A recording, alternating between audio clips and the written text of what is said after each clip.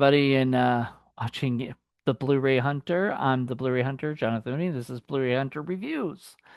And I'm going to be talking about the 1980, I think it was seven, I want to say.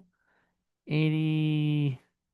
Why doesn't it's always a bitch to find these it says 90 on the thing, but it was not 90. It was like 80, I want to say 87 or 86. It'll be listed on there eventually. Film My Best Friend is a Vampire, which I watched on the Vestron collection Blu-ray. And I had bought this a while ago and hadn't just never watched it. So it was like, at the time that I watched it, it was close to Halloween. So I decided I needed to watch some kind of like horror film, but I wanted to watch something that was more light and more comedic. So I picked this hoping it would be light and comedic, and it really was. So I was very happy with it. Very happy with that. As far as things go, I thought, let's see, I gave it a 4-star review, 4 stars. Um, and it is this the next Fright Night, or is this The Lost Boys, or is this anything up there with those movies? No, not at all. Um, but is it cute and fun and sweet? And if you're looking for something like that has like more of a message than even meets the eye, yeah, I definitely would recommend this movie. Um, so basically the movie is about this guy here, who delivers food, and he has a crush on this girl right here because she keeps popping up in his dreams. Even though like another girl pops up because she's like the girl that is in love with him. But I kind of wish I saw more of that. I wish there was a little bit more with that girl. That girl kind of disappears and never really shows back up. Like I think her friend gets more scenes than that one girl and whatnot. But the idea is like the really cute girl who likes him, he's not interested and he's really interested in her. She's not really sure about him. He keeps staring at her, and he's only staring at her because he keeps thinking about his dream that he had with her and stuff, which doesn't really help his case on things. And so he goes and delivers food to this mansion that apparently have been out of commission for a while. Like nobody was in that mansion, and then all of a sudden there's somebody living there. So he goes to deliver the food, and this woman invites him back at midnight. Now, normally you would say, it's probably not a good idea. I don't know this chick, and but he's a teen, and he's gonna take that chance. So he does, and comes back to the mansion, and lo and behold, there's these two men that come in and kind of, well, after she bites him while they're like playing around, they're about to have sex. She bites him, and these men come in, and then he runs out, escapes with his best friend, and the men find the license plate to the best friend's car, thinking that's him. They don't know that there's another person in there. So they're following that car, and stuff. And there's a lot of fun stuff. It kind of reminds me of like License to Drive and a bunch of those teen comedies from the 80s.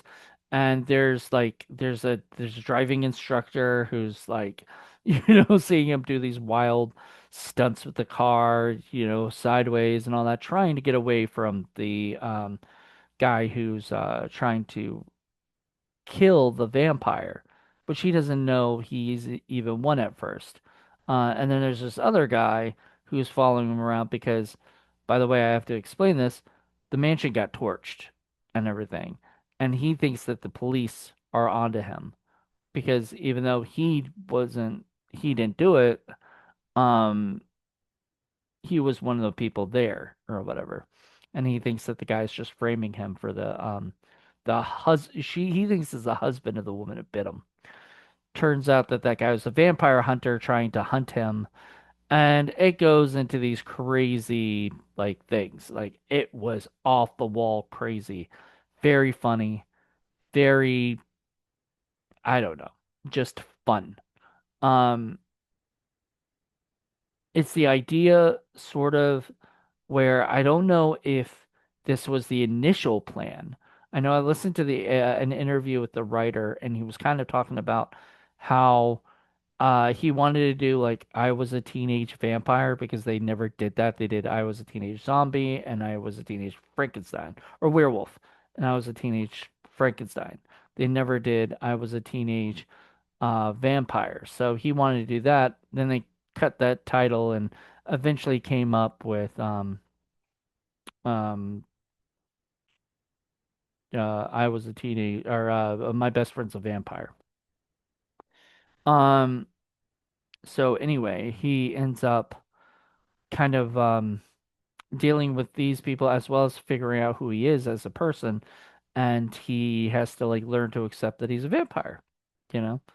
And his family has to accept him, his friends have to accept him as is, and that he's, he's happy just be a vampire at the, toward the end. I would have liked to see a little bit more anger about being turned into one because just accepting you're a vampire is kind of silly. Like, I think I would have preferred a little bit more like him coming to terms with being angry that he's a vampire because he's it. Okay, so a lot of it was a little bit of like coming out of the closet kind of thing. And so there was a little bit of like it being sort of undertones of people being gay and learning, having people accept them as they are, and that's wonderful. Like, I'm not counting that. But the thing about being gay is that it's, first of all, you sort of, you're sort of born that way. That's my opinion. Other people might see that as completely wrong, and uh, I mean that's your opinion. But my opinion is you were born that way. Most gay people that I've met, they have said that by age 7 they realize they're gay. It's not something that it's not a something you get bitten with and you become, or whatever.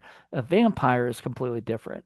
So if it were a gay thing and he just realized, oh no, now I like, you know, guys, that's a completely different thing than, oh man, now I'm a vampire and this sucks. No pun intended until after I said it.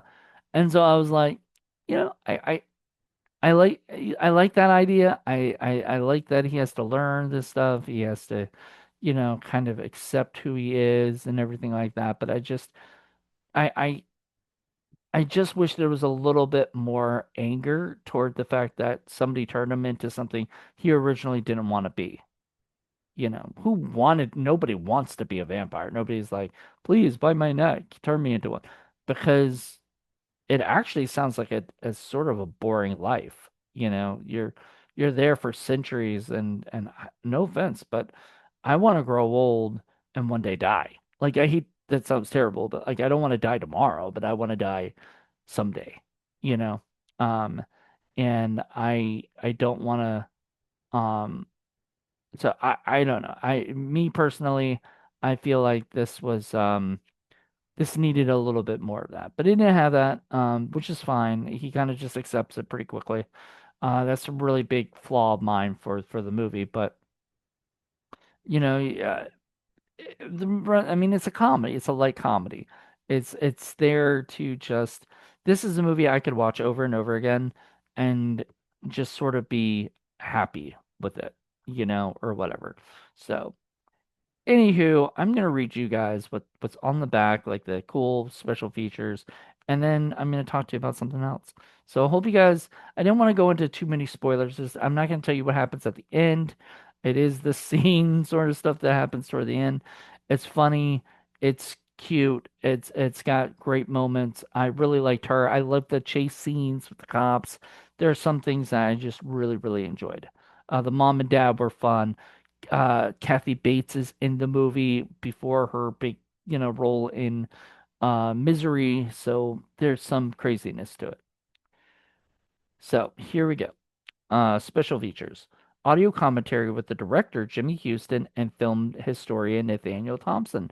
I actually would love to hear that. I would love to hear the commentary, especially with Nathaniel Thompson. I think he's a really good film historian, and I've heard a few of his stuff, and I would be interested in this.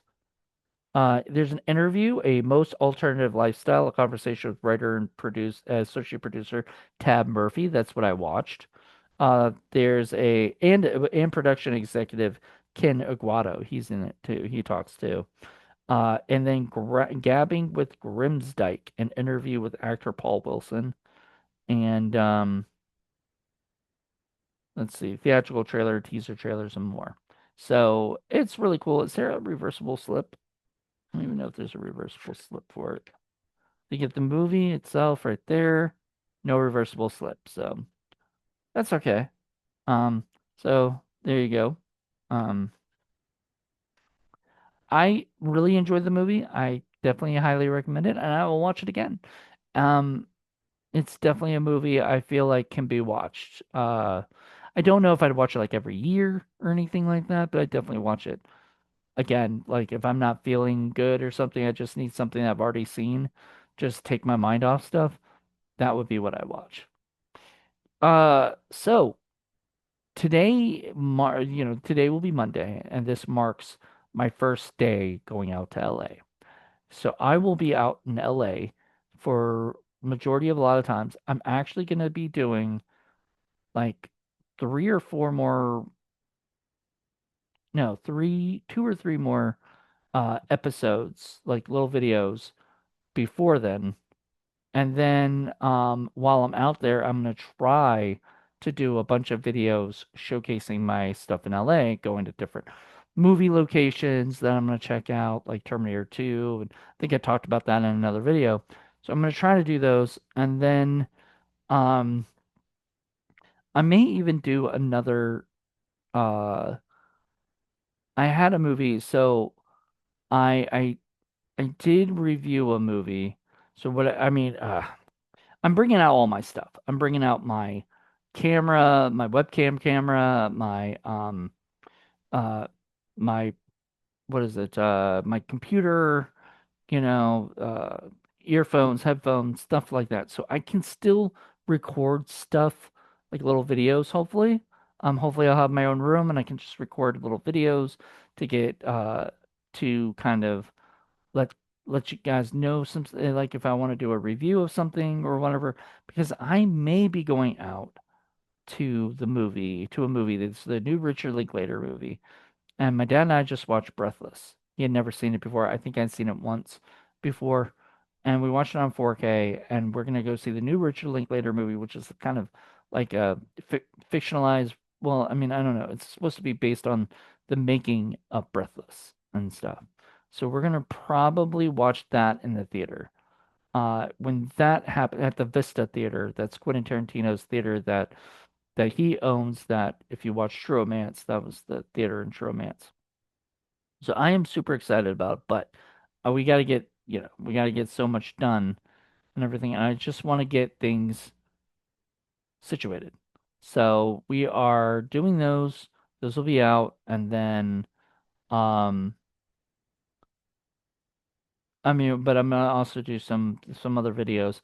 There just won't be any like this, from like maybe Thursday or Friday. Maybe there might be one on Thursday, but Friday to Sunday there will not be any Blu-ray Hunter things.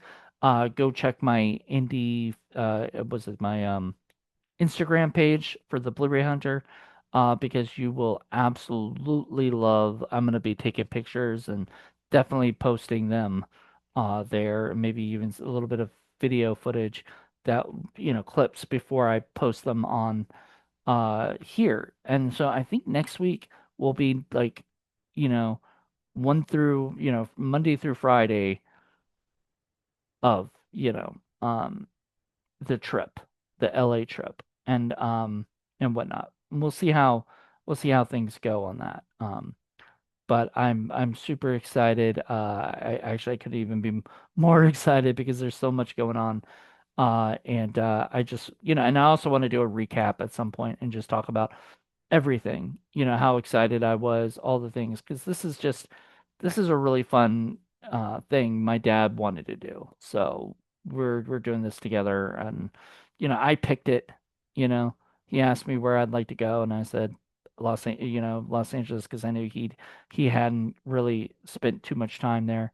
And so he picked 9 days there, and we'll see how it goes. It's it's gonna be wild. We'll have our own car. I mean, it's gonna be a fun trip, and I'm really hoping to do more like videos highlighting it. And it is welcome to like Criterion Month, by the way. So I'm hoping, he's not hoping. I'm hoping to go to Barnes and Noble in Los Angeles and get one movie there.